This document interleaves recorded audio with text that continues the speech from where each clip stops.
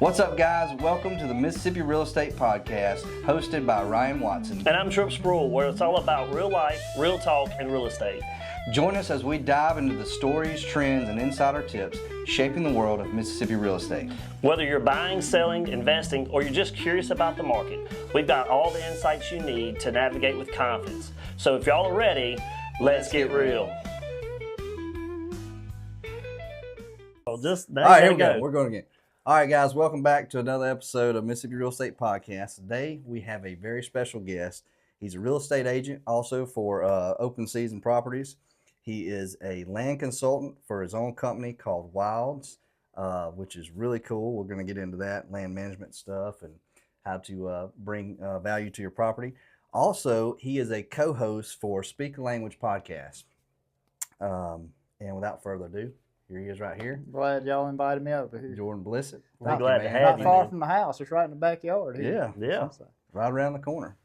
So you probably took 471 and came around? Well, actually, I've been around the world already this morning. I went out and put out some trail cameras trying to get beat on some turkey birds. So I heard that. Springtime, man. Here we go. We're going to get the chickens on the brain. I know you do. So my first question is, who is Jordan Blissett? So where are you from? Where'd you grow up? Tell us a little bit about that. Man, I actually grew up in Scott County. That's where I was born and raised at, and stayed there until I guess reached adulthood. Grew up in the middle of nowhere, honestly. Little community in Lake, Mississippi called Good Hope. So about 4 or 5 miles north of Lake, and if you've never heard of Lake, it's about 300 people plus 700, 800 cows. And that's really rural growing up. If you can't tell the way I talk, I mean, that's just the way it was. Over a bunch of country people. Yeah. And grew up on a. I got the same problem. Yeah. I think we all do. Yeah. I grew up in my granddad had a farm, which he passed away before I was ever born. But I was lucky and blessed enough that he had purchased land in back in the 50s. I think had acquired about 150 acres there, 140 acres, and grew up right on it. He had some old ponds and stuff out there, and they ran cows on it. So I grew up out learning, cutting my teeth on the land. You know, out in the country. Yeah. So I actually was homeschooled growing up, so was able to. You were sheltered like.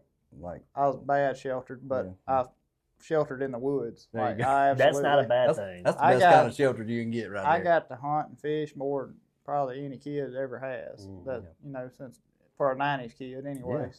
Very blessed on that aspect, which led me into where I'm at today, and actually I had planned, I went to school to be an electrician at East Central Community College there, and finished my electrical degree. And while I was in school, I started working at a steel mill in Newton, Mississippi, called ESCO, and was on the maintenance team there as an industrial electrician, and worked there all the way through school. I was working nights, going to school during the day, and one day I actually ended up seeing an ad on Facebook that a place called Giles Island was looking for a hunting guide and application or whatever. Well, I sent my application in. If y'all don't know about Giles Island, just Google it. Yeah, they got some okay deer over there. Yeah. Little baby deer is what I say. I mean, I had always watched all these hunting shows. That was my thing. I could care less about anything else other than hunting and fishing. That's all I cared about. That's all I thought about. That's all I wanted to do.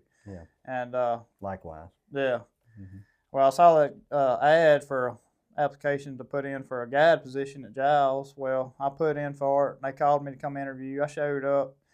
I was working at the steel mill. Got off at I think 5 a.m. I drove down there and made it there by 8. Did the whole interview, and I remember they were making fun of me there because I showed up in a starch shirt, button up, I was full on interview ready. You were ready. I was and come to find out, all they were doing is putting together as many people as they could to have a work day.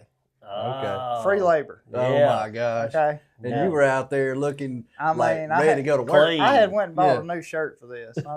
This is when Drake. They're about to ruin that shirt. This is when Drake first came out with his vintage fishing shirts. Oh yeah. And I had a white one. Yeah. Oh no. And I mean, you was clean. I mean, I had dressed to the T because I had always been taught, if your first impression is everything. That's right. So yep. Absolutely. I ended up working my butt off down there that day, and I was like, there ain't no chance I'm getting this job. It was like 50-something applicants. I mean, it's every 20-year-old's dream to go guide. Absolutely. Well, they ended up hiring me. There was 3 of us that got the position that year, and I told my boss at work, I was like, look, there's my 2 weeks. I'm finna go be a hunting guy. And the position didn't start till October or 2 weeks before October. But heck, I moved down there in July. It's like I'm finna learn how this place operates. Finna learn the lay of the land, and I ended up living down there for about 1.5 years, and did everything from clean toilets, skin deer, you name it. I mean, it was a lot more than just going hunting. And I figured out right then, I was like, there's a lot more to this hunting industry stuff. Did you get to hunt? No. I mean, you just were you had to guide. You were guiding. I was guiding people. Yeah. Well, I'm just curious if you got shooting in big old deer. No, not even. You didn't even mention that. Oh, you get run off. Not even the management does or bucks or anything. You got like to that? shoot some does. Didn't know that from the get go. I mean, they told us from the get go. It's like, don't even think about shooting anything here. This ain't what you're here for. This ain't your responsibility. Like, get that out of your head. Yeah. You're like, why not take this job? Well, I loved every minute of it just because I had never experienced Mississippi river bottom ever in my life. Like, I had heard about it and seen some videos, but I had no idea how special it really is. Yeah. And I just fell in love with it, and I videoed all the hunts. This is where I'm tying everything together. Sure. Yeah. I videoed all the hunts there at Giles. That was kind of a requirement as a guide. They used it for 2 different reasons. They made a video for the client to take home with them after the hunt of their, what all they saw, if they shot something or whatever, and also for management stuff. So you could follow these deer throughout the years and keep track of them. So this is where you kind of cut your teeth in. I started learning a lot. Videography and videoing people. And hunting. I learned about videography, and I also learned heck of a lot about land management and managing trophy deer. Yeah, I imagine so. And I met some guys there that came down to make a show for Mossy Oak Hunting the Country. And I had a plan. As soon as they walked in on the place, the resume was ready. I was like, I'm finna figure out a way to get in one of these guys' pockets. Yeah. And I ended up getting a couple of their video guys' numbers. And after hunting season was over, I was like, hey, y'all got any jobs, let me know. And I did that every 2 or 3 weeks. Oh, yeah. For all summer. Yeah. And you were on a mission. I was on a mission. I was like, I'm finna figure out a way to do this for a living. And anyway, the guy's name's Hunter McCool. He's actually a real estate agent too for Mossy Oak Properties now. Okay. And long story short, I kept pestering Hunter about a job. Well, I'd actually started a real job that summer because I'd done run out of money real fast. I didn't make any money. I only made money from October to January, and that was based on guide fees. So you weren't guaranteed anything. It was about how good time you gave your clients. And small side story: the first guy I ever guided, it was October, first week of bow season. It was a guy from Texas that had, within 5 minutes of hunting with him, I realized he was unkilled there, been there, done it on everything. Yep. And we didn't see a deer for like 2 days. Uh-oh. And it was my fault, according to him. What the fact that deer just can go shut down on you? It is an animal. They do that. Yeah. Especially in Mississippi. There's been deer out here every day. Man, he was, talking to me like I was just a peon and had no business being there, and I just did a terrible job. I was like, man, maybe I am terrible at this. But anyway, it got better after. Found out later you're not. It got better after that. But that was my first experience guiding an actual client that I didn't know, and wasn't a great first experience, but stuck with it. But anyway, back to Hunter. I was working at Unipress in Forest. They make car parts for Nissan. Okay. And I was in there working that summer. Had full intentions of going right back to Giles. I knew I was probably going to burn my career up trying to swap job to job every summer. None of these big companies would ever hire me after they saw this after a couple of years. Just jumping around and stuff. Yeah. But anyway, I got a phone call in August or late July of 2013, and it was my manager at Giles saying, hey, some of the guys at Mossy Oak called me. I recommended you to start working with them on the video side. You'd be interested in it. And I was like, heck yeah. He was like, well, your interview's tomorrow. I was like, okay. Okay. Well, I drove up to West Point and met Cuz and Rusty McDaniels, who was my boss there, and interviewed with them, and it went good. And they told me I had a job there that day, and I called Unipress and said, I ain't coming back. Yeah. I left all my tools, everything there. One day notice this time. The same day up notice. I was like, this is it. I don't care. I ain't putting in no more time down there. That ain't my forever job. And that's where I got my start in the video career. And everybody I ever talked to, it's always like there's no set way to get into this industry. Like it's always just like kind of happenstance. Right. I know y'all talked to Lake, and it was he got an internship, and that led into him getting into it. So I think that was the story. I think it's similar though. Like, you know, we're hearing Lake's story, and it's almost like he knew. Like he was looking for that internship. You knew growing up out how you did. You're like, I want to do this. I would say, and we said this in Lake's podcast too. You know, we all have that. You know, man, as kids, like it'd be great to do this as a job, and then you've got a select few that actually turned it into it. I mean, that's amazing because you knew out of the gate what you're passionate about, knew what you want to chase, and then you were paying attention. You know, to he found the internship. You saw it on Facebook, and you just went for it.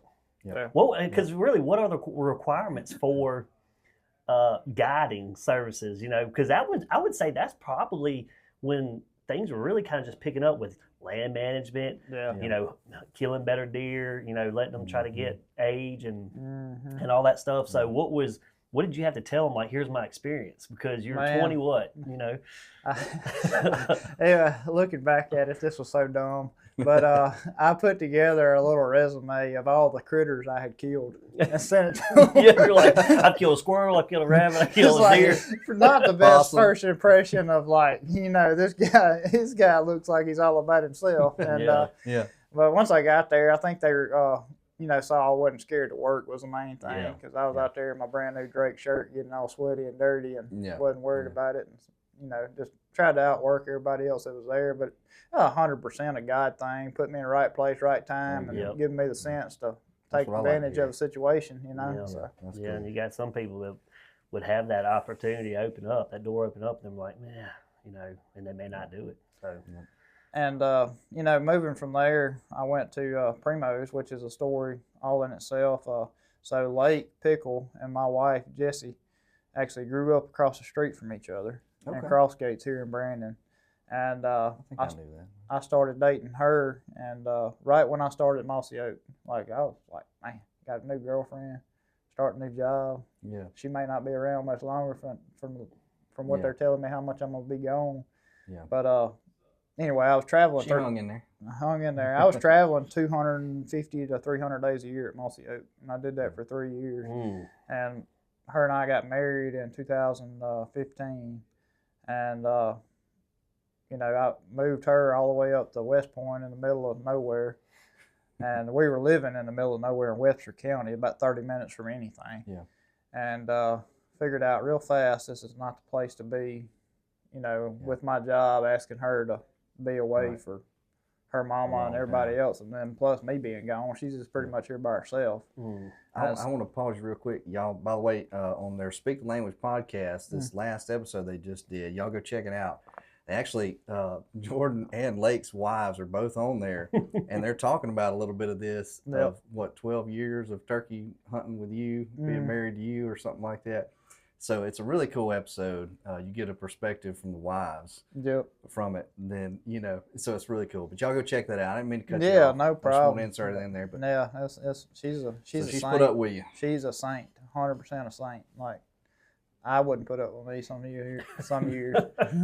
But anyway, I had met Lake through her, and funny story in itself. First time I ever met Lake, he had just got back from elk hunting. We had talked back and forth, you know, through Facebook or whatever, and he had hit me up about getting some camouflage, and anyway, I walked over there and met him one day, and he was cutting up backstrap, and somehow or another I finagled my way to come out with a big old hunk of backstrap. Oh, man.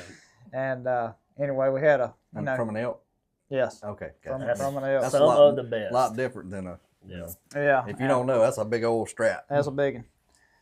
But anyway, me and him became closer and became friends, and I messaged him a few months later, just like, hey, if y'all end up having to open and let me know, I'd love to apply for it. And man, it wasn't 2 or 3 months later that he called me and said, hey, some of the guys at Primos be calling you about an interview if you're interested in it still. And That's cool. Ended up happening, ended up getting a position there, and then me and Lake became married. So. work marriage. Yeah, work marriage. Hey, our work. Which I'm sure y'all had a great time, man. Lake talks about that when he was on last time. He was talking about how much he just admires that time at Primos. Very much so. And you feel the same way? Yes, and when I first started, they had been at Cottonmouth for 1 season, I think. Okay. And an incredible place. Yes, at least it looked like it on TV. Unreal. Yeah. I mean, what you see on TV is half of what it really was. Bet. Yeah. And anyway, him and I stayed over there together, all deer season, living in the same room together, bunking together, and for 5-6 years there. So when I say we were, y'all were pretty much married. I have to say real quick too, just to plug the Cottonmouth episodes or whatever. I would say. And I told Lake this too. Like, I think before every deer season, I always go back and watch y'all's video, like the Primos videos, just because the intro was so good. But it just makes me feel like it's a deer camp vibe too. You know what I mean? But I would say I think one of the funniest episodes that y'all put out was when you and Lake went duck hunting, but didn't really kill a whole lot. Mm-hmm. And then Will was like, y'all video it? And you're like, yep. And he was like, nope. But then the other one that I thought was really good, one of my favorites with you, is when you killed the son of Rocker or whatever. Mm-hmm. And so anyway, those were just really, those episodes y'all did, they stick out to me. I probably watched them 100 times over. Definitely some of the memories I'll remember forever from being over there. It was bittersweet leaving it, but I bet. As things do, things change. Yep. Every time seems to happen on everything. Something changes in some way, shape, or fashion. Yep. But yeah, I think that's awesome, man. You're at the peak doing that. I mean, it seems to me like it looks like you're at the peak of like what you want to do your entire life. Absolutely. You're getting to do that. Get out there and video, see deer and elk like you've never seen before. I mean, killing turkeys and making significant contacts in the industry too. Mm-hmm. Right? I'm a little bit envious of what you got to do. That's pretty. Just the folks that you've hunted with, whether videoing or being on the other side of the camera, and the folks you've met all through going out in the Midwest and then on different hunts. That's an incredible experience. Yeah, I've definitely made some friends, and I never would have had the opportunity to do what I've done if it wasn't been for those opportunities. Yeah.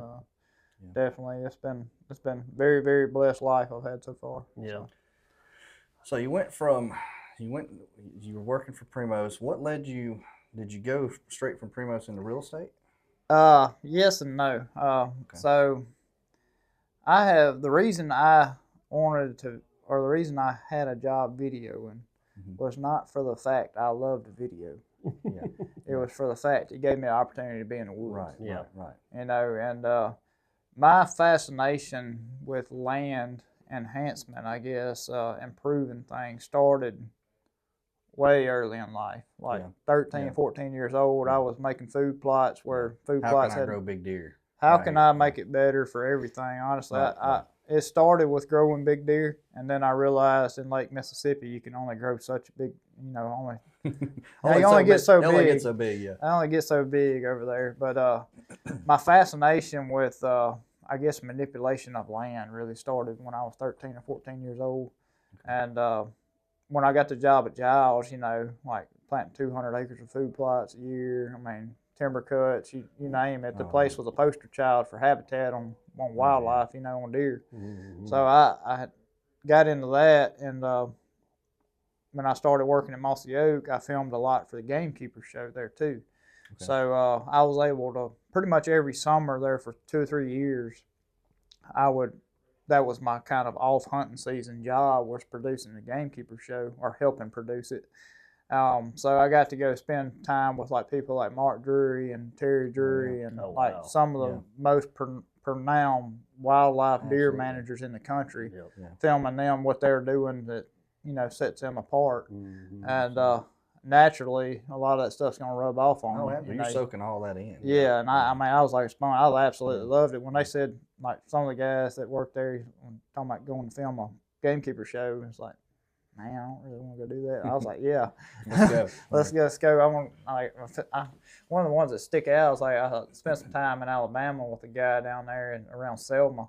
We did a show down there. We spent like a week with him, but he was a big time dove hunter. And I got to see all the things he was doing to promote dove habitat. And I mean, it's a unique deal. Yeah. Like, you don't hear about people doing that. No, they don't. No, normally people just put, they go get ready, plant whatever they're going to plant, cut it down, and go hunt. Try to hide the seeds. Yeah. I mean, he was cutting timber and everything else to promote. For doves.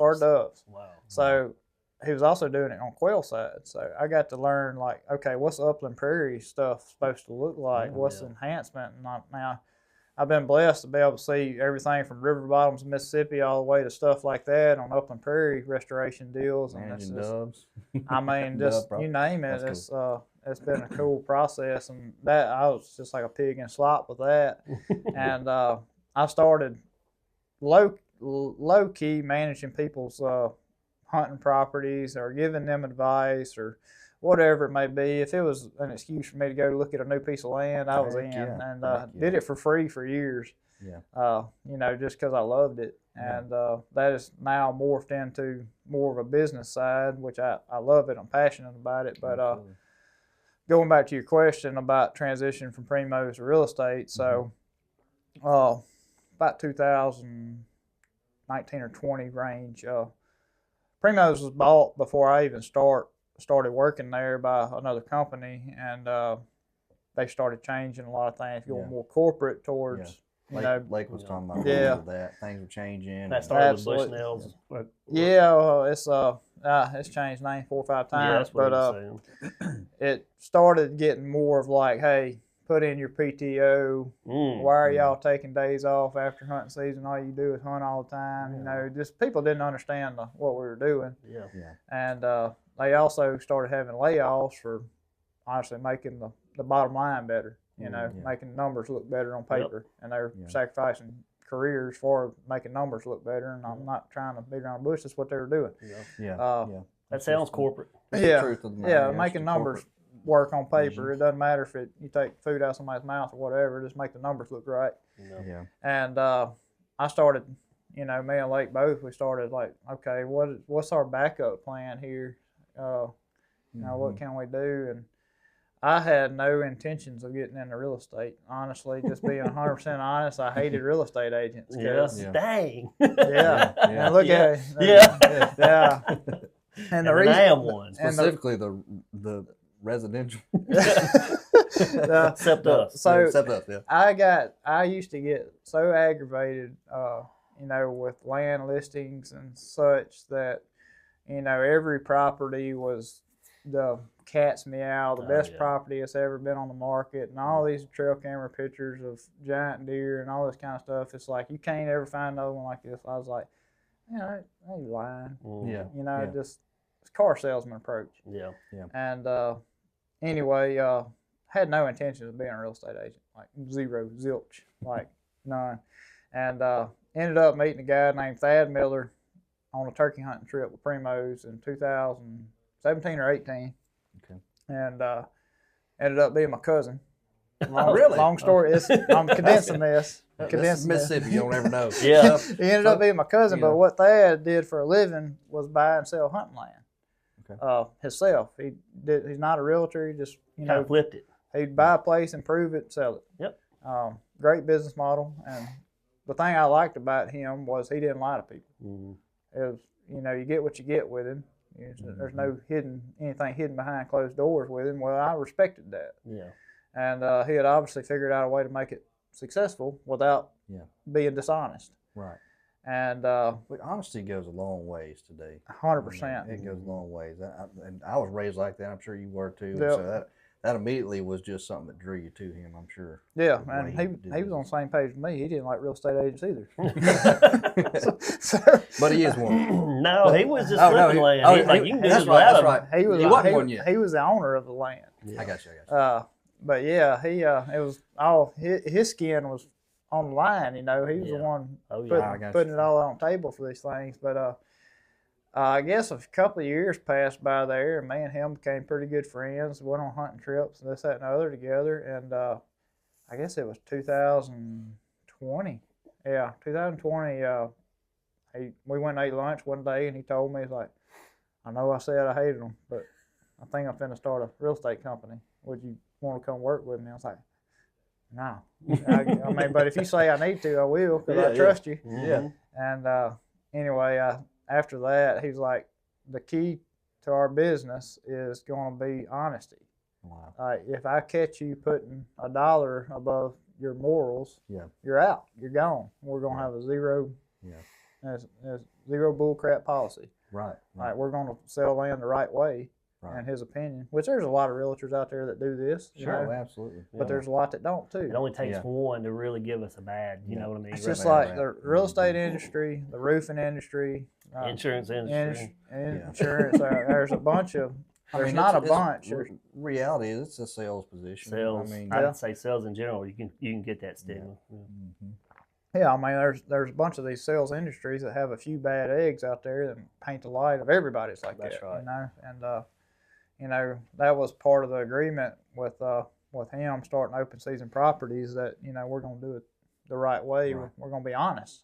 It doesn't matter if the $5 million deal falls apart, you're going to be honest about it. Yeah. And I was like, okay, well, I don't know if I can even pass the school, because I never graduated high school. Mm-hmm. I had hardly any. Me either. You did? No, okay. I didn't either. Okay, well, we're in the same boat. Yeah, absolutely. The way I got this is gonna work. The way I got my electrical degree was by Hines accepted at the time people in on an ACT score.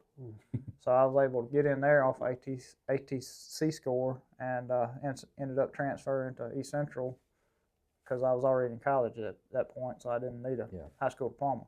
Yeah. So I was like, I suck at book work. I've got dyslexia, which me too. Is its own. You got it too. Yeah. Okay, we're a lot alike. I know a lot more than we think. Yeah, we learn a lot about each other. When it comes, are you dyslexic too? No, you probably are. I might be. I'm left-handed and right-handed. You know, Sarah, so could be our producer, was a special education teacher. I know. She'll evaluate you in a minute. All right. But, I'm just kidding. But that was that's a challenge all in itself, trying to do book work if you can't understand what you're reading. You got to relearn how to study.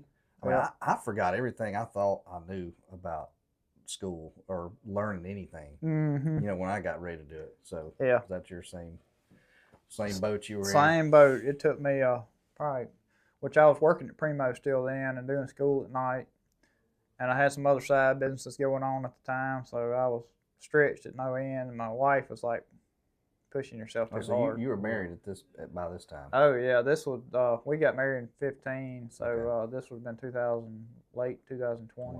Gotcha. Well, she's probably saying that too, because I mean, I remember when I was getting my license, like, you had something else going on. Oh yeah. So your day is taken up by that, and then at night you're probably studying for this thing. Yep. And you're just consumed by everything you're trying to do to accomplish to get to that next step. Mm-hmm. So yeah, I have an addictive personality. Mm-hmm. Once I get on some tangent, I'm concerned. You're all in. Yeah. So I started my real estate school, I guess, in the fall. We were at Kudzu Bluff at that time with Primos in Holmes County. So at night I would, go down there and just study till I fell asleep, and then get back up, and do the whole video and stuff over again. I told off on myself one of our last episodes that we had. Man, I did the in class, failed it. I had to go back and retake the test for it. Yep. Did online stuff, failed it. I'm like, man, what am I going to do? It is not easy. No, it's not. Just like you, man, I had a drive and I knew what I wanted to do, and I was like, I'm doing this. Yep. And man, right before, actually Sarah was a part of this, but right before I went to take my test the last time, I said, all right, we're going to pray. And we'll say a little prayer real quick, and I'm just going to pray, God, if this is what I'm supposed to be doing, then let me pass this test. And I went in there. It's the last time. I'm telling you all the truth, because I was ready to move on to something else and just let God do whatever He was going to do with whatever was next. But I went in there, and I'll never forget coming out of there. I think I was crying, Sarah was crying, everybody was crying because I finally passed my test. You know, I've been doing it forever, and but it was really cool, and I passed both of them. That last time, and it was really cool. Yeah, it took me a couple tries too. You see that a lot. Oh, I mean, a lot of people do it. It's not easy. It is not easy. I would say 80% at least fail first go around on the testing side of it, just because you don't know what to expect to go in there, and it's so confusing. Just terms you never heard before. A lot of material you got to take it on the national and state level, and then you got the law, the legal part of it. And you will probably never hear a lot of it again once you get licensed. Yeah, we said this the other day on a podcast. You learn a lot of this stuff boots on the ground anyway. Yeah. You know what I mean? Like you learn real estate, getting into deals, being on the tables, going to show the property, a house, whatever it may be. That's where you do a lot of learning. The terminology gets you what you need to have and all that kind of stuff, but the terminology you're going to use and what you specialize in, that still comes with being in it every day. Yep, no doubt. So we got past the license. Yeah, and now we're a coveted realtor, which you said, I like these people. I guess I finished my license and finally passed the test and stuff in April of 21. Gotcha. So I'm on finna be my 4th year. Yeah. I think I did. It may have been 22. I don't know. We'll just play like it's 21. Yeah. Somewhere around that. We'll add one more year to it. Something like that. You've had children since then. I mean, it's been a lot. Yeah, so I had my first daughter. Jessie had our first That'll daughter. make you forget a lot of things. In 2019, so she would have been about a toddler at the time going through this. And so get my license. I'm like, what do I do now? And we're a brand new company. Nobody in the company. Angela Seals, our broker, she had her real estate license for a while, but primarily did residential stuff. And, Thad's always bought and sold land, but when it came to the agent side of it, here's what we probably need to try. Maybe throw something up against the wall, see if it'll stick. Right. And anyway, I fell into it. Didn't go head deep into the real estate stuff immediately. Well, that was a crazy time with, I think COVID was. Yeah. I wish I would have known the opportunity was on the table at the time. It was hot. Yeah, like I stumbled into my first deal, like, let's see, I got my license in April, and Lake and I actually had a guy call us, wanted me and him to co-list a property together. He was at a different brokerage at the time, so I'm like, how do we do this? It was like so Lake, he didn't go straight in with Open Season. He was with another agency. Yes, he just moved Open Season, I guess, a year and a half or 2 years ago. Okay, I didn't know that. Yep, he was with a different brokerage at the time, and we had a guy call us, from the Primos deal, and I got an 80-acre cutover in Tsumba, Mississippi. Tsumba?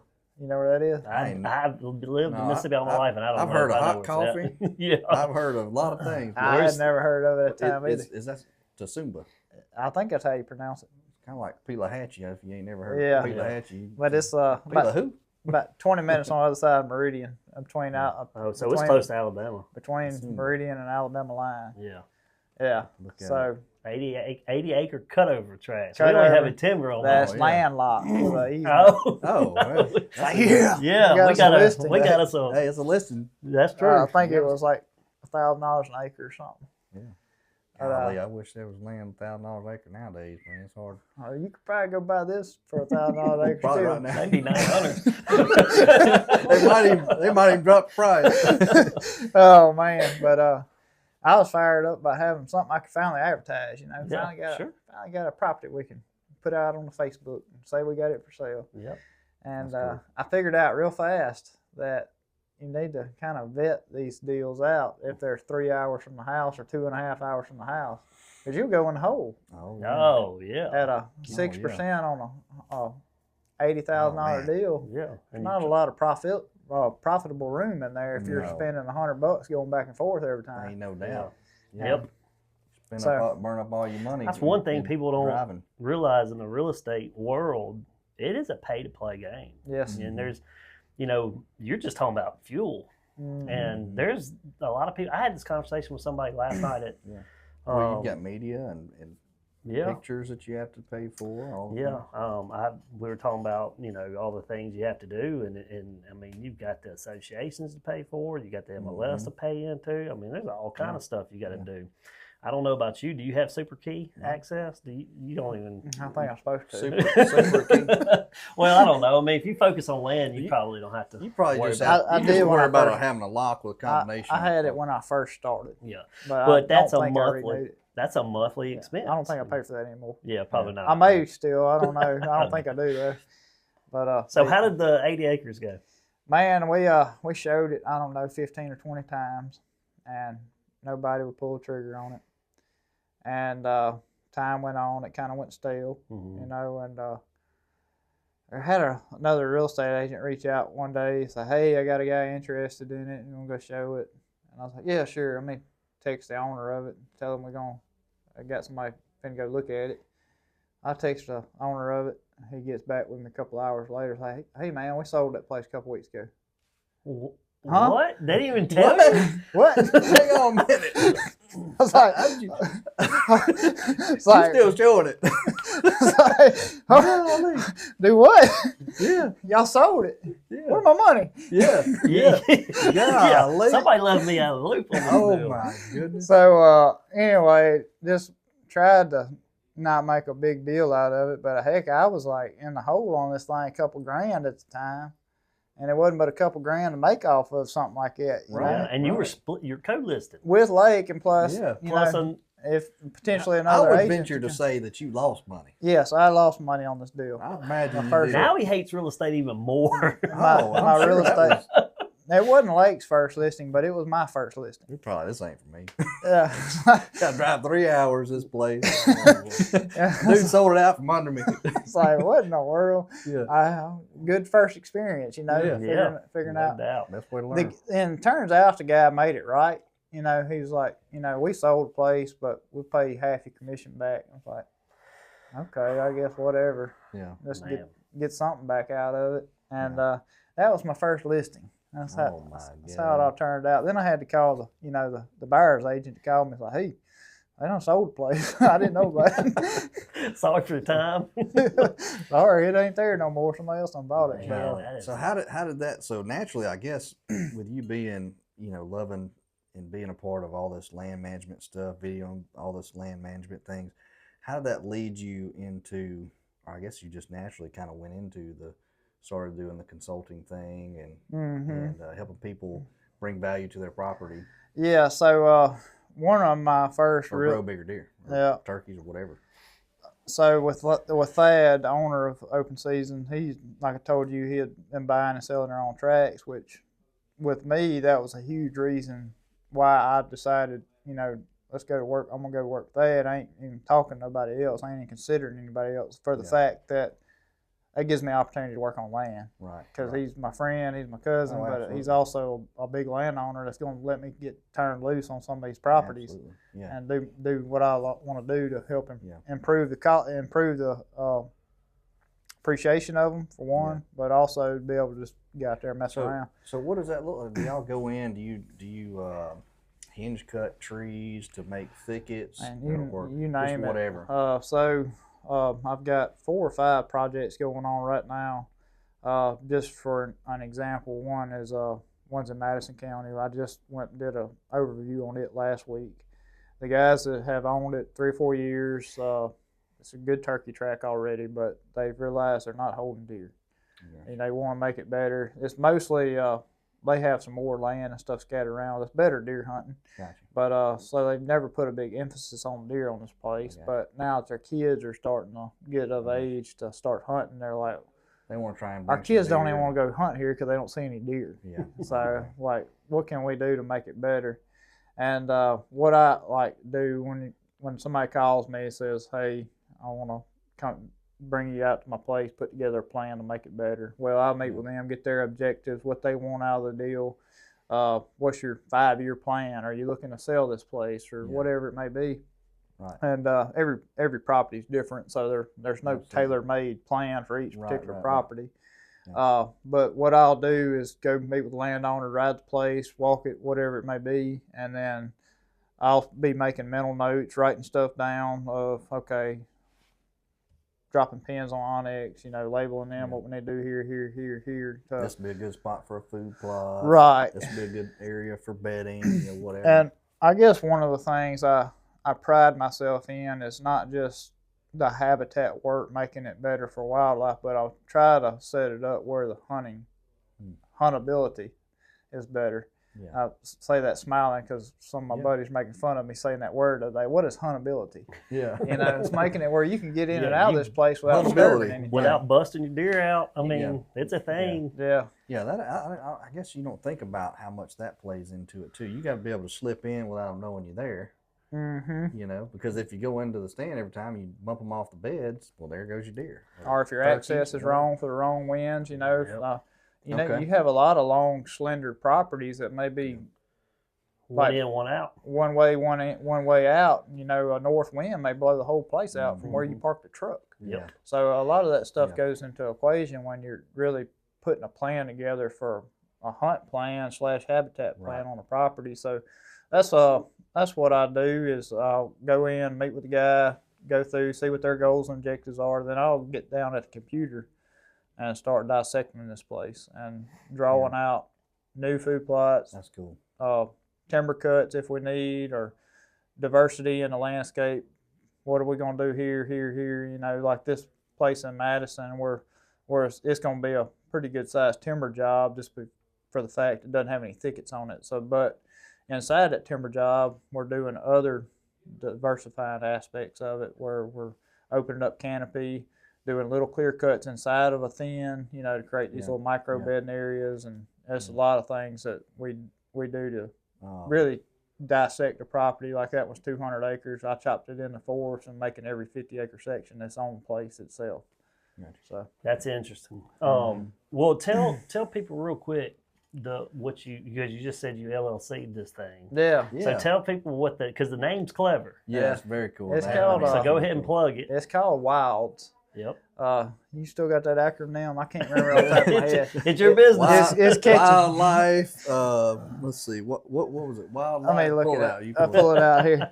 But yeah, you couldn't have picked a better acronym. Yeah. I got so many questions to go into this land management side of it. Plug. So it's called Wilds, and the reason I can't remember is I just really made this name last week. Yeah. But brand new. It stands for Wildlife Improvement and Land Development Services. So Wilds. Wilds. That's it. Yep. That's your land improvement coming. So it's interesting you say you take let's just stay on the Madison track. So you take a 200-acre property and you split it in quarters. Mm-hmm. So you've got a 50 acres going to be its own deal all over this thing. And a lot of people don't understand, like you said, a one in, one out property can be difficult. We have one of those. My dad's property is actually like that. Up in Grenada where we hunt. Beautiful place. If you don't have a northwest wind, you might as well go somewhere else because we got the way you go into the property. You can branch out and still get down in there, but it's extremely hard to come from the other side because we lost that big lease that butts up to him. So, and a lot of people they won't take that into consideration. They'll still go in there. Hunt it, and not mine particular, but I'm just saying anybody's property they'll say, well, I got one in, one out, and this is the only place I may have to hunt. It may be beneficial to stay off of it for that weekend or whenever you're going because they don't realize, and I have friends that I hunt with still today. They're like, oh, the wind. We hunt in the hills of Mississippi. I mean, they're swirling. Yeah, they could be, but you're still putting yourself at a disadvantage. Wouldn't you agree? You can set yourself up for failure or success based right on access. 100%. Just like my place, I bought a property here in Brandon last year, which you've been out there. You and Sarah. Yeah, you came. We took some pictures out there. Some pictures, yeah. Yeah, so it's one of these long, narrow tracks that runs north and south, and I still got to do a lot of work on it to get it where I want it, but some folks from the church had some new hunters that were looking for a place to hunt this year, and I was like, man, go out there, have fun or whatever. I had a bunch of does showing up in the daylight, but And you could tell, you know, you hunt it one day, 2 days in a row, and deer don't show up again for 4 or 5 days. Yeah. And just the access, not so much the hunting pressure. It's just they know you're there. They know something different, and you know, things like that make a crucial role if you're going to hunt a place every weekend. Yeah. And then so that can go off another, but I'm gonna stay on this. So like a lot of people also don't understand too, especially that really aren't in the hunting world that often, like habitat management is a real thing. Like you say, somebody may say, what do you mean it's not holding deer? It's the woods. And you're like, you don't understand. Like it can get too open. It can almost get too thick. Yes. And that's for different critters that are out there, turkeys and, you know, deer, and I've got that issue on my property. My plan this year, of course we haven't had it long, but my property this year, it's too open. Yeah. I mean, it's way too open. There's not any bedding. Yep. And deer they go eat and then they go lay down. Yep. The things that I think are very critical and important is in order to hold them, you want to have food, water, obviously, and then they want to feel safe. And whether that's bedding up or whatnot. Not to say they won't come through open, beautiful woods, because they will. Oh, absolutely. But anyway, so this land management thing is really, so you were getting into it when like QDMA was a thing. I think it's NDA now, National Deer Association. Are you involved with them any? Not a ton. Okay. No. But would you, so dispel a myth for us right now. Okay. I'll try. So you can, when people see land improvement or trying to manage deer, everybody's like, well, you got a 500 plus acre tract. That's easy for you to do. We got 80 acres here, this, that, and other. Can you manage smaller tracts and with not only the herd, but also is it like valuable to still put in the effort for the habitat on smaller tracts? It's a loaded question. That's a maybe.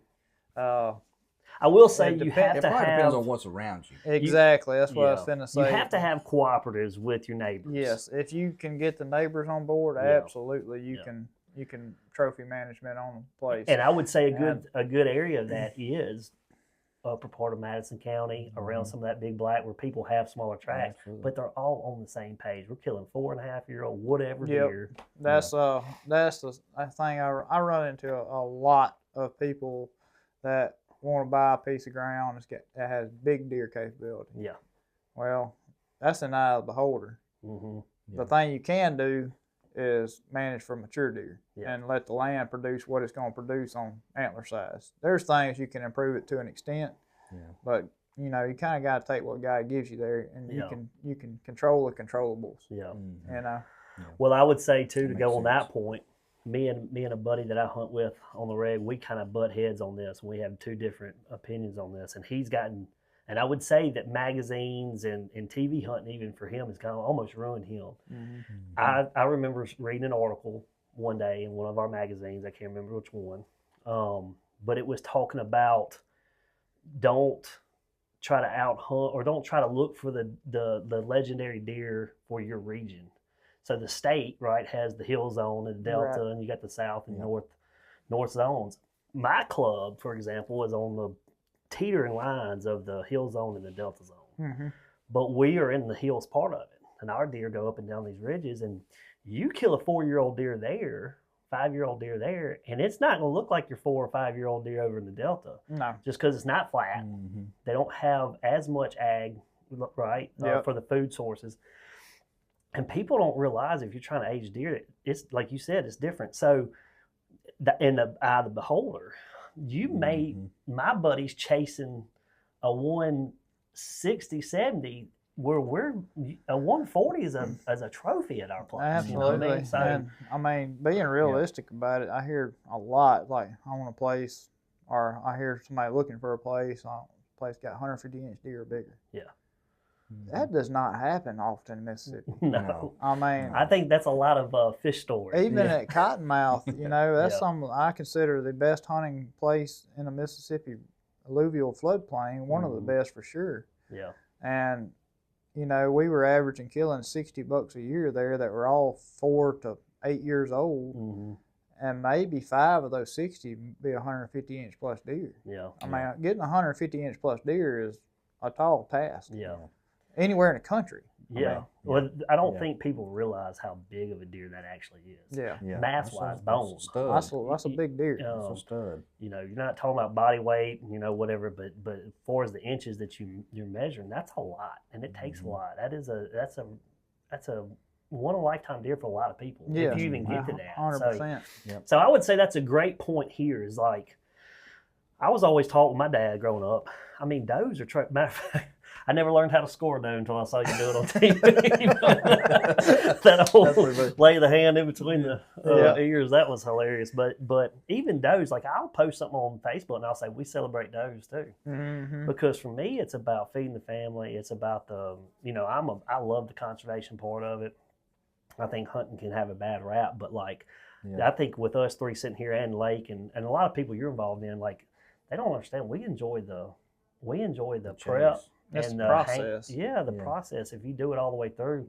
Mm-hmm. So if you get you a buck, you know, my dad always taught me, like, you know, it's a trophy if it's as long as it's a trophy to you, you know, because once you pull that trigger, you can't take it back. So be proud of what you're shooting. Right. You know, be thankful for what you're shooting. I always say that, you know, being out there is the blessing. Mm-hmm. You know, if you kill something, that's just a bonus. Mm-hmm. You know. Yeah. It's unfortunate that you talked about how you grew up. And I think I would venture to say we all grew up that way. I was the same way. I grew up, you know, I had a pond in front of my house growing up, and I'd fish that thing every day after school. And then I'd go to deer camp every opportunity I had. And I feel like with technology being a blessing and a curse, but for our kids these days, it's hard to, and it may be an access thing too. But I just hate that sometimes our kids don't have the same type of exposure. And I feel like with us in here, our kids would have it, you know, more than others. But you know, make sure she has opportunity. Absolutely, yeah. You know, I tell people all the time. They talk about my son Case. I'm like, no, I want my daughter to be a bow hunter, and I want her to be out there getting them too, giving her brother a run for the money. You know, but he killed a good deer this year. We put that on one of our earlier podcasts. Yeah, he did. He got real fortunate. I said this early. That was his first rut and buck experience in the woods. So I heard you talking about that. That was. I wish I had a camera on that, but that was a fun experience. We got the skull mount back. Ain't nothing better than that. That's an extra bonus. Yeah, that was fun. But you know that deer. Young and shoot one. Yeah. You know, I if you saw that deer, if not, I'll show it to you later. But that deer is a good example of what. If somebody brings that in our skinning rack on the reg, I'm happy with it because it met our rack minimums. Yep. It was it was over a 3.5-year-old deer, which again, I'm in the hill zone, and our camp has gotten split up over the years, and that's what I'm trying to say for people. I think you can put too much pressure on yourself, and sometimes I think people get out of it because it's not fun anymore. Yeah. Because they're chasing the 150 giant, and they may be in a spot where, dude, you may be where 115s and 120s, maybe the 120 might be the trophy in your area. You know what I mean? Look, I get caught up in chasing big deer too when I can find one to chase. Yeah. But the thing that I love about it is, like, this year we have a property that's for sale on the Big Black River right now, but I've been working on it for 2 or 3 years now. And a lot of pieces of puzzle came together this year, and I get to hunt a lot of these places too, and very fortunate to do that, and try not to take advantage of it. Oh, absolutely. It's a fine line you got to walk there being a real estate agent. The answer's always no if you don't ask. Yeah, absolutely. Well, would you say that's a part of your marketing to list the land too, though? I'm sure you're out there and you're absolutely, and I video all my hunts personally, so you know, it helps me on that side to show somebody, like, hey, this is a deer I videoed personally here, and here's a deer that I took out too. And you know, this year I had this deer on camera up there. It didn't score all that much, which I really don't care what they score. Yeah. That's just me. Trust me, shooting a 170-inch deer, that's awesome. It's cool, but I ain't gonna deter me from shooting a 120-inch 6-year-old deer. Yeah, oh yeah. And this deer, I trying to debate if he was 3 or 4 years old on camera all year, and it was in January. I went hunting up there, and he came walking up there at like 20 yards, and I was like, how old is he? Do I shoot him? Do I not shoot him? What do I do here? Like, trying to make a decision. And finally it just clicked to me. How many deer have I killed this year? Like, how hungry am I? He turned sideways. I was like, starts watering sometimes. All of a sudden I was like, I'm shooting a deer. And it's going off of what you're talking about, hill and bottomland deer. Shoot the deer, he falls over there dead. And I'm like, heck yeah, got one. I was all, fired up, shook up and stuff. Walk up on him. I was like, oh, Lord, I done killed a baby. I done killed a youngin'. Oh, my gosh. And I was worried about it. And I got thinking to myself, well, I'm worried about it. He's dead already. Yeah. Like, it's done now. Yeah. And turns out the daggone deer was 8 or 9 years old. Oh, okay. Oh, gosh. So we just really... He had reversed. Yeah. Like, I was sitting there thinking about not shooting this deer because I thought he was not old enough. But when I pulled his jawbone out, I mean, it's absolutely just wore down. Flat. No. He got, as one of those deers, you can't always tell off of the way the deer looks body-wise how old he is. Yeah. If you look at a picture of him, you still say he's probably a 3-year-old deer. Yeah. So we had one on camera. Oh, hit my mic there on this. We had one on camera. This was a couple years ago, and Sarah will know exactly what deer I'm talking about. We called him, what we call him? Tex or Tex? Old Tex. Old Tex. But he was, he was an old spike, and an old deer, but he just had 2 big old main beams that came up. That was all he had, big old cow horn spike. And but you're gonna think this is funny. You probably will too. Oh yeah. Oh, my gosh, yeah. That's old deer. Yeah, real that son he was struggling. Yeah. You'll think you'll understand this, and you will too. But like that was a mature deer, and I wanted to kill him because I knew he had detoured, especially everybody that lives around us, for as many years as he has, which is rare around there. And so he made it this far. Yeah. And I was like, man, that's a trophy deer to me because of his age and how long he was just a big old cow horn spike. You get old warriors that don't look like they did after a couple of years, and but that goes with, time in the woods and it is hard. I think it's easy to get excited. You said something about being excited about it, man, and I think we've all heard it, whether you on TV, on your shows, or if you're with a buddy, you lose that feeling, you might as well hang it up. No, absolutely. Because that's what, you've put in all this work over the year, one year to the next. I have people ask me, I even have people that are involved with me in hunting, or some of my buddies, like, how do you know this deer from year to year? I sit there and look at so many pictures. Every buck has a different characteristic you can pick out. Yep. And if that buck stays on your property, like you're going to be able to point him out, because that rack, it can change, but there's going to be some tails. And maybe even a scar on his ear. We had one we called Old Split Ear. It was just a ghost, man. He probably died of old age. Nobody took pictures of him. But anyway, all that to be said, so that's the part, that's why we get excited. Yeah. And I think there's a lot. And you said it too, right? Like being out there is just people say, don't you get bored? I'm like, man, I do a lot of my self-reflecting, thinking, slowing down, praying. It's a spiritual. But anyway, that's why we get excited. Yeah. And if you lose that, then you need to reevaluate. I know we're talking about hunting. Yeah, bring it back into the land. I want to bring it back around to land management, and I want to get your thoughts or your how-tos, maybe. I don't know how to question this, but prescribed burns. Oh, yeah, fire. How do you not catch everything on fire? That's a great question. I'm curious about it. I ain't going to say I've been perfect, have a perfect track record. Okay, all right. But, I know you can have, you can have fire breaks, but I would think that is this the time of year? I don't know. You can burn all year long. We have growing season and dormant season burns. Mm-hmm. Okay. So this time of year, it would be considered dormant season burn. Okay. And so to answer y'all's question, probably burn a little better. You can control the controllables on fire. Okay. You can be prepared. Don't go when it's 20-mile-an-hour gust. Well, if you ain't got fire breaks and you got deadfall and pine straw and grass that is waist high for miles, there's a good chance it's going to keep on rolling. Yeah. But if you put in brakes, you watch your wind, you watch your weather, and you can control the control. Describe a brake. Okay, it can be. You just go in there with a bulldozer and. No, it can be a bulldozer lane. I have used leaf blowers. You're pretty much wanting to remove fuel from the ground to break that fire from. Because sometimes if you don't have a super high fuel load, and when I say fuel, that is anything from leaves, pine straw, deadfall, grasses, anything that's combustible. Pretty much anything you find in the woods. Anything that's dry has to burn. Yeah. Yep. So as you break that, I've had some carryover, which I mean like embers in the wind and stuff, drop across the break and maybe start a smudge fire. Just keep an eye on it. You can put a little small fire out fast if you just find it in time. You got those little flapper thingies over there. I actually have a spray rig on my Ranger. I have 65 gallons of water I carry around there where I go, and it shoots out 30, 40 foot. It's a rolling fire hydrant. That's cool. That's pretty handy. I used to do the flapper thing. Then I was like, spreading it. I've got this high dollar sprayer, I spray food plots, so if I can, just put water in it and put the fire out that way. There you go. Fair. But try to be prepared on that thing. You try to think about, what can go wrong and go address those issues before you even start the fire. I assume that wind has a lot to do with that too. I mean, you want your wind direction to be blowing that fire. Yes, the wind is your oxygen. Yeah.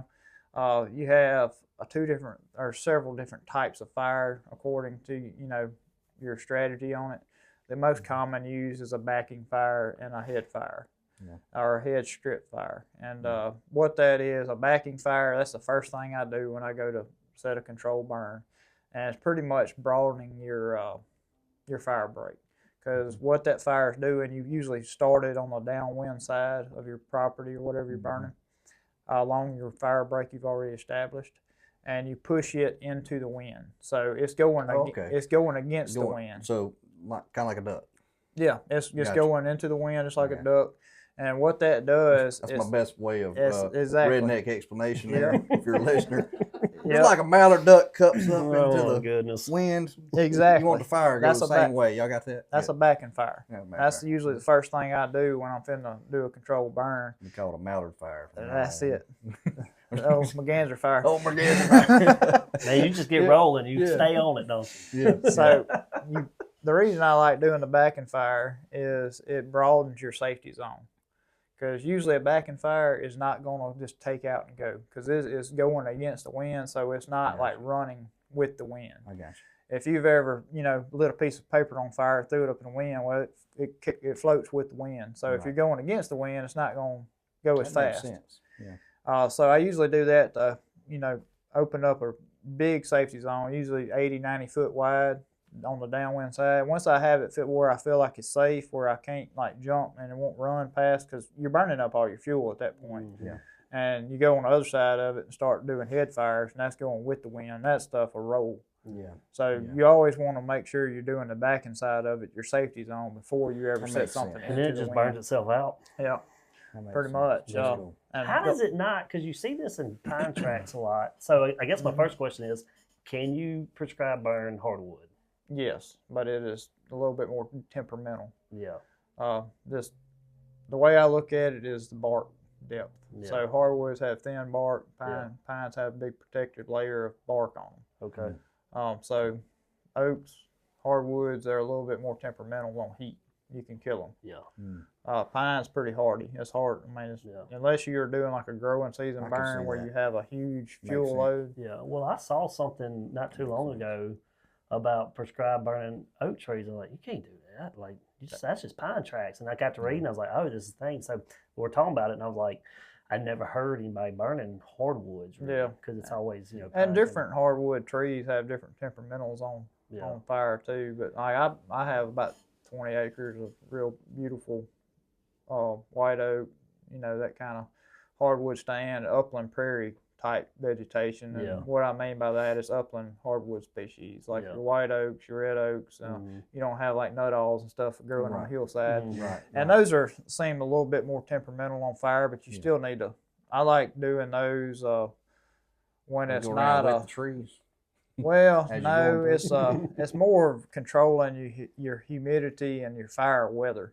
Weather plays a huge part. It's not just the wind. You got mixing height, you got transport wind height, you got relative humidity. I mean, the lower the relative humidity, the higher oxygen content there is in the air. so it's more combustible. This is why you do what you do right here. Things like yeah, that. I mean, I'm learning right now. I had no idea. What are you talking about? No idea about it. So you got to be certified to burn. Do you have to be certified? You don't have to be certified at all to burn. In Mississippi, it's a right to burn state. You legally have the right to go set a fire on your property if you so wish. I do want to throw a little thing out there for our listeners or our watchers today. Don't just go light the woods on fire. Yeah, that's a good disclaimer. Yeah, I want to go ahead and put that out there. We're not encouraging anybody to just go light your woods on fire. You need to be educated. Make sure you call someone like Jordan and the guys that do this kind of thing and research it really well before you do. Well, you don't want to mess your place up too, or mess your neighbor's place up and accidentally cause an arson event just because you can do it. And but you bring a professional in, and it's gonna benefit you better to do that. If he burns it up, that's on him. If I write a prescription for it and stuff, I have a better chance of not getting sued. I'll say that. That's true. But there's still a very high chance that if I mess something up, I'm going to get sued off of it or whatever. That's right. And another thing on fire is smoke. That's the biggest thing. It's liability where your smoke goes, because that's where you run into hiccups on talking about getting in a pickle. It's not so much an arson event or anything like that. It's like you caused a wreck on the highway because your smoke was too low. I didn't even think about that. Yeah, and you can't burn within so many miles and stuff of like numbered highways. And Mississippi has a great forestry commission. They actually offer burn classes for private landowners and stuff to go to, or anybody. You don't have to own land to go to the class, and it takes you through all the process of like all the prevention steps, like learning, and once you finish it, you are considered a certified burn manager. And you have to test and all that kind of stuff. Yeah, I didn't even know that. Yeah, I actually have one in Pearl right there by Whitfield twice a year, I think. Yeah. What keeps the tree from burning up? Like the fire just, and that pine tree? It's usually just wet. They're wet. They had sap and stuff running. That's probably a dumb question. Yeah. It was. Oh man! I gotta find any way to get him. I gotta find it. I know. I usually dig on you, but that was a dumb question. I'll admit it. That was a dumb question. Are you getting ready for turkey season? I know you are. That was a dumb question, wasn't it? Yeah, that very was a dumb real question. I knew that. So Lake and I have an event. I left it open for you. Yeah. Lake and I have an event Thursday in Starkville for our podcast and kind of a turkey season kickoff get together, and then we're leaving from there going to Florida, South Florida, March 1st. So. Yeah. Speaking of the wives, we love y'all, but we're going. No, they're going with us. Oh, there you go. That's the best way. Yeah. That's the best way right there. The reason we actually found this place was because of Jesse. So come on. This was been 2017, I guess. I had met a guy from Florida that became a friend of mine, and do I need to pause? Okay. I met a guy in Florida, became a friend of mine from my Mossy Oak travels, and he ended up being very well connected down there. And I called him like, hey man, my wife had never killed a turkey. She has got a week off, early March. I know season opens down there. Can you help us find a place? And ended up finding a pasture key, as he calls it. Wow. And it's been almost 10-year ordeal down there now, and they've just been so gracious to us. People own the place, and Jesse's been 4 or 5 times, and she was pregnant a couple times. Are these them kind of turkeys down there? Are they Osceolas down there? Mm-hmm. Yeah. See, I know a little bit. Yeah, he's learning. He's getting better. He's got to take me out to his dad's property and let's go kill a turkey. I'll show him how to do it, and he'll really learn a lot. Yep. You know what I mean? Mm-hmm. Jordan understands. He's going to take at least 5 or 6 times. Yeah, exactly. Yeah. That's what I've been told. I'll shoot him. You don't worry about it. You just watch. Ask the man your question. So I've always heard.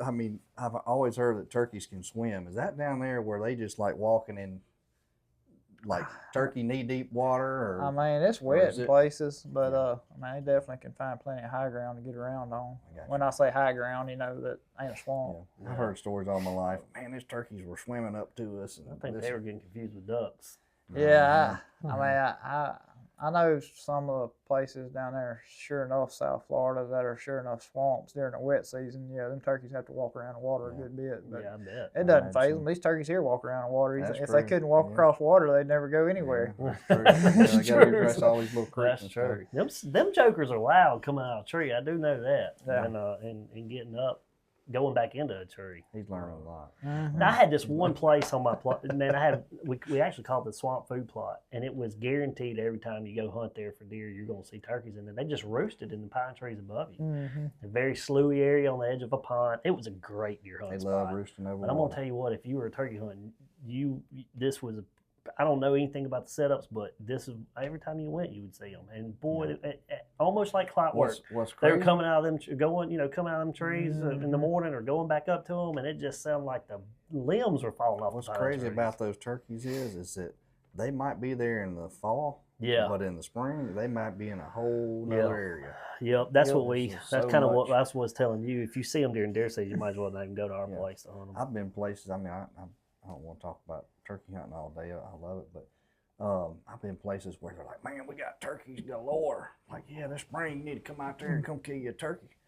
And he's like, man, we see hundreds of turkeys. And you go out there in the spring, and you're like, yeah, I don't see anything. I got all right. Quick question for nothing. You. All right, deer, turkeys. Turkeys. He'd rather go get him a thunder chicken. I can't say I don't. Food plots or prescribed burn. Both. You can't do one without the other. I didn't know which one you like doing better. You know, man, it depends on what time of year. I think last year I planted right 200 acres of plots, so I stay pretty busy with that during summertime. How do you do that? So you just said you've got 4 or 5 jobs going right now. You got. Do you have 1099 people with you, or is it just you? So I've got a real good friend of mine. His name's Scott Lowry. He actually owns a dirt business. He's got GoPro Outdoors, and me and him have really got a really good working relationship, which I've used some other guys too when he's busy or whatever, but mostly like I got some guys I trust that think the same way I do. That it's kind of like Will Primos always said about a video guy. You can take a hunter and turn him into a video guy way faster than you can take a video guy and turn him into a hunter. So same way with what I do on the habitat stuff. It's gotten to the point where I can't do all the work myself anymore. And I used to do a lot myself. I still do a lot myself, all I can physically do. But I've met some guys through the years that think the same way I am. They're hunters that have figured out a way to make a living in the woods, whether it be dozer work, track hoe work, logging, or whatever. Well, I'm going to take those guys and work with me before I take the guys that just got into it for the money. You know? I gotcha. So I guess it would be safe to say that they own a lot of the equipment, or do you have a lot of this equipment? I've got bulldozers, tractor. No, I don't have any of that big yellow iron. Stuff gets expensive if you can't run it every day, and I can't run it every day because real estate's my other job too. So that's the kind of relationship worked out with that. Is I kind of put together the plan, work with landowner, and I schedule all the work. And it can be both ways. They can hire me to come in and do the plan. They can take care of all the work themselves, whatever. It doesn't matter. Yeah, so I got you. Well, that's good. Yeah, that's cool. That's a cool format. All right, we're pushing it on along. I got one more. A good while. Go ahead. Deer meat or duck meat? Deer. Deer meat's good. Ducks, fine. You gotta cook it right. I think Lake was like, man, everybody talks bad about ducks because I said it last time. I was like, I know, but if you have a bad duck, you have a bad duck. I would say deer is more versatile. Yeah. I'm not going to take a bunch of duck breasts and make hamburgers out of them or sausage. Right. So. That's true. Yeah. Good point. All right. That was my last little question. I'd love for you, before we get off of here, to just plug some things that, where can people connect with you if they're interested in land management or needing their property, needing you as a consultant? I am on social media, Facebook, Instagram, my cell number, my email. I should be able to Google my name and something will come up. You can get in touch with me. I think. I hope fairly anyway. Easily. If all this money I spent on Google ads and stuff, that'll be paying off. That's right. But seriously, y'all please go give Jordan a shout if you need any kind of land consulting. This guy really knows. Obviously knows what he's doing and knows how to help you bring value. I don't know it all. I learn something new every day. But we'll learn together. I can tell you that. I call it fake it till you make it. I've learned a lot of stuff what not to do. I can help them on that side. Yeah, there you go. Yeah. Well, that tends to get you to how it's successful. Then you know what I mean. That's how you learn by the mistakes. That's how we do it. I've enjoyed it, man. I appreciate you spending time with us. Yeah, me too. I appreciate y'all having me here. Show absolutely. And spend time with us for sure. Yep. Take us out of here, I guess. All right, guys. Thank y'all so much. Y'all do not forget to please go and subscribe so you can follow along with everything that we're doing. Y'all have a great day. Thanks for watching.